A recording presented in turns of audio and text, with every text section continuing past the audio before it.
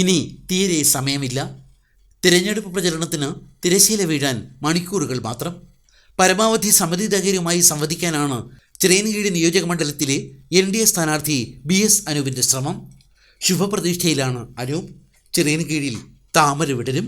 അനൂപ് പറയുന്നു, തെരഞ്ഞെടുപ്പ് പ്രവർത്തനങ്ങളുടെ അവസാന ഘട്ടത്തിലേക്ക് കടക്കുകയാണ്.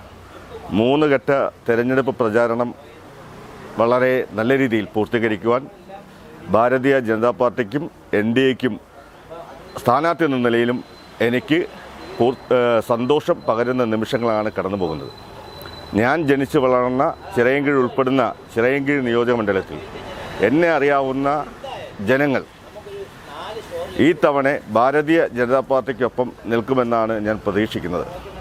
ജനങ്ങളിൽ നിന്നും കിട്ടുന്ന സ്വീകാര്യത നമുക്ക് അനുകൂലമാണ്.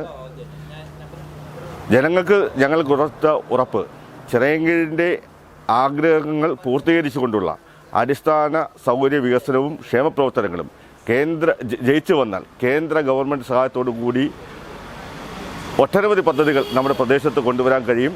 അതിൽ ആളുകൾക്ക് വിശ്വാസമാണ്, ഭാരതീയ ജനതാ പാർട്ടിയെ വിശ്വാസമാണ്. ചിറയൻകീഴ് മണ്ഡലത്തിൽ വലിയ മാറ്റമാണ് വരാൻ പോകുന്നത്. കഴിഞ്ഞ 42 വർഷക്കാലമായി ഇടതും വലതും മാറി മാറി ഭരിച്ചു വരുന്ന മണ്ഡലത്തിൽ താമര വിരിയുന്ന സാഹചര്യമാണ് 3ാമത് തെരഞ്ഞെടുപ്പ് ഘട്ടത്തിലോട്ട് വന്നപ്പോൾ ജനങ്ങളിൽ നിന്നുള്ള പ്രതികരണം.